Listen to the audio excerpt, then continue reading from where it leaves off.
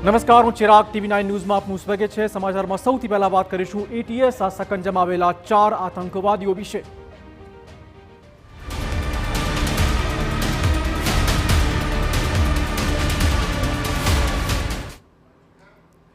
સમાચાર અમદાવાદથી જ એરપોર્ટ પરથી 4 આતંકવાદી પકડી પડાયા છે। ગુજરાત ATSએ મૂળ શ્રીલંકન એવા આઈસિસના 4 આતંકવાદી પકડી પાડ્યા છે। આ ચારેય આતંકવાદીઓને પકડી લેવામાં ગુજરાત ATSને મળી છે એક મોટી સફળતા। છેલ્લા ઘણા સમયથી એરપોર્ટ પર ગુજરાત ATSએ ગોઠવી હતી વિશેષ વોચ। કેન્દ્રીય એજન્સીઓના ઇનપુટ્સ પર એલર્ટ પર હતું ગુજરાત ATS। કેટલાક સમયથી ગુજરાતમાં હતા અને કોણે કોણે મદદગારી કરી હતી તે દિશામાં હાલમાં તપાસ ચાલુ કરી દેવાઈ છે। તો પકડી પડાયેલા ચારેય આતંકવાદી IS સાથે સંકળાયેલા હતા। એ પૂછપરછમાં આ લોકોની આઈડેન્ટિટી કન્ફર્મ થઈ અને તેમના પાસેથી 2 મોબાઈલ ફોન, 4 પાસપોર્ટ, શ્રીલંકા તેમજ ભારતની કરન્સી મળી આવી અને એ લોકોની સુટકેસમાં એક આઈસિસની ફ્લેગ પણ મળી આવી।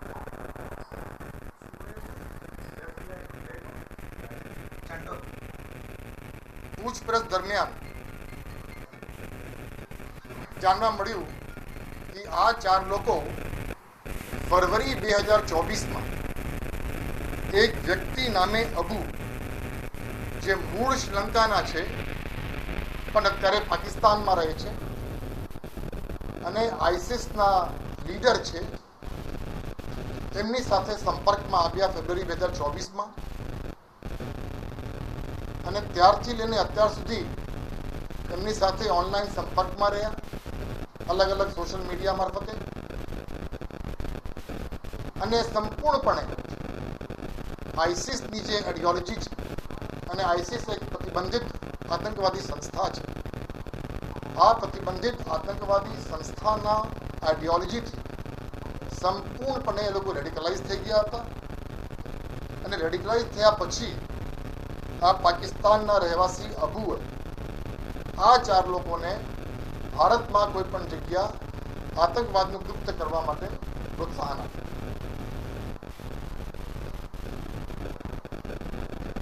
જે માટે એ લોકો એગ્રી પણ થયા અને એટલા હદે એ લોકો રેડિકલાઇઝ થઈ ગયા હતા કે એમાંથી અમુક લોકો તો સુસાઇડ બોમ્બિંગ કરવા માટે પણ તૈયારી દર્શાવી।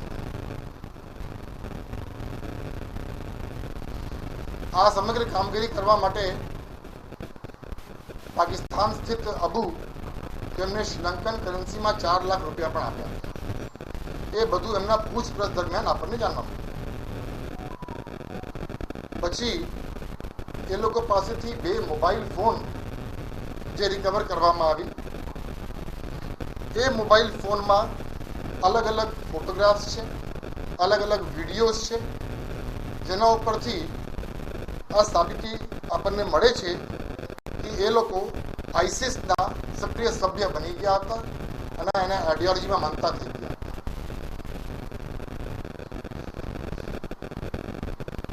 પછી વધારે પૂછપરછ કરવામાં આવ્યું અને મોબાઈલની ફરીથી બારીકીથી ચકાસણી કરવામાં આવી,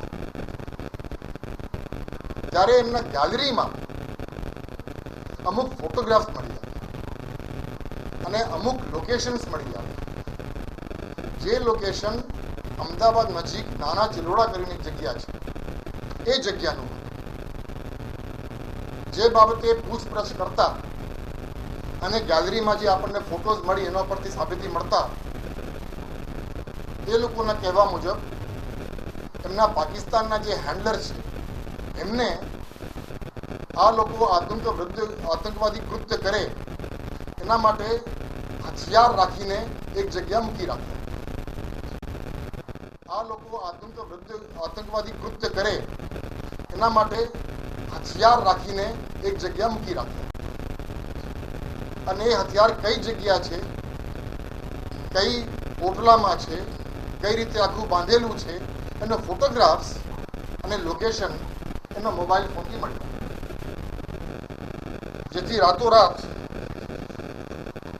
નિયમ મુજબ જે કે પ્રક્રિયા અપનાવવાની હોય છે એ પ્રક્રિયા અપનાવી એટીએસના અધિકારીઓ પંચો સાથે રૂબરૂ ત્યાં જઈ અને આ લોકેશન ઉપર પહોંચ્યા નાના ચિલોડા પાસે, અને ત્યાંથી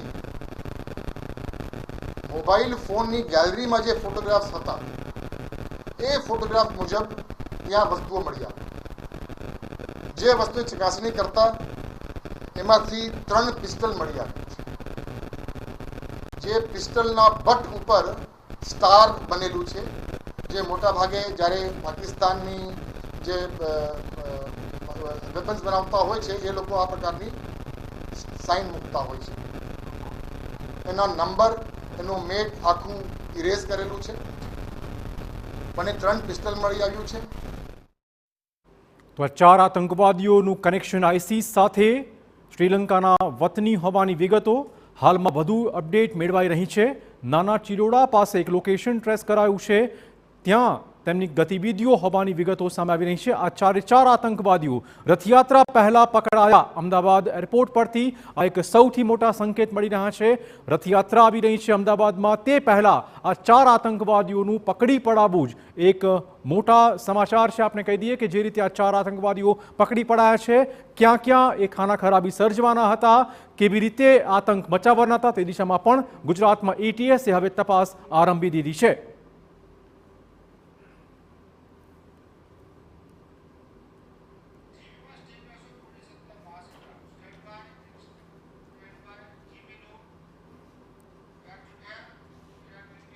અને વાત કરીશું હવે કોની સત્તા